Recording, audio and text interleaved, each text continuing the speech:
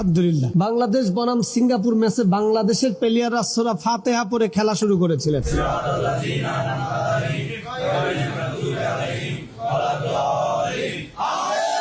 সূরাতুল ফাতিহাকে বলা হয় নিসফুল কোরআন, কোরআন শরীফের অর্ধেক। কেউ যদি সূরাতুল ফাতিহাকে দুইবার তেলাওয়াত করে এবং দুইবার মন দিয়ে তেলাওয়াত করে, সাল্লাল্লাহু আলাইহি সাল্লাম বলেছেন গোটা কোরআন শরীফ খতমের সওয়াব আল্লাহ তাআলা তার আমলনামায় ঢুকিয়ে দেয়। অর্থাৎ দুইবারে অর্ধেক অর্ধেক পূর্ণ কোরআন শরীফ।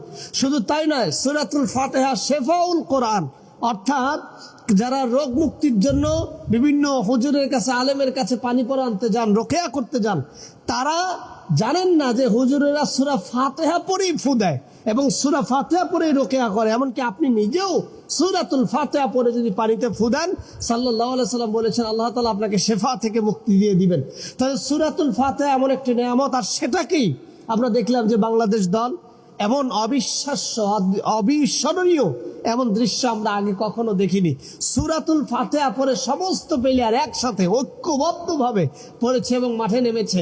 এবং আপনারা অনেকে বলবেন যে হুজুর তারা তো নামলো, ম্যাচ তো জিততে পারলো না। দেখুন, ফুটবল খেলা জায়েজ না জায়েজ, হালাল না হারাম, এই বিষয়ে আমি কথা বলছি না।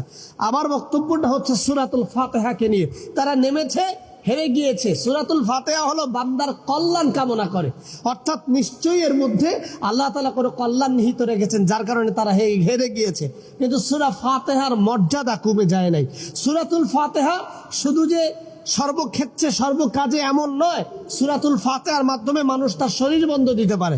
সূরাতুল ফাতিহার মাধ্যমে একজন মানুষ অ্যাক্সিডেন্ট থেকে বেঁচে যেতে পারে।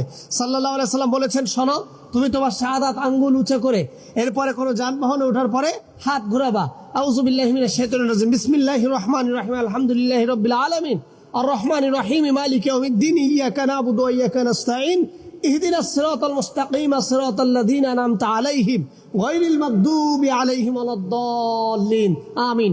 এভাবে করে তুমি শাহাদাত আঙ্গুল যখন ঘোরাবা, তখন ওই যানবাহন, আল্লাহ না করুক, অ্যাক্সিডেন্ট হবেন না, আর যদি হয়ও তোমার ক্ষতি হবে না, ওইরকম ক্ষতি যা হওয়া দরকার ছিল।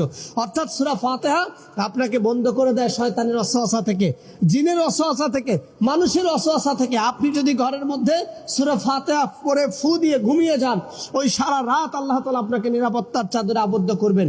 এর জন্য শরীর বন্ধ দিতে গেলে, বাসা বন্ধ দিতে গেলে দেখবেন সূরাতুল ফাতিহা দিয়ে শুরু করা হয়।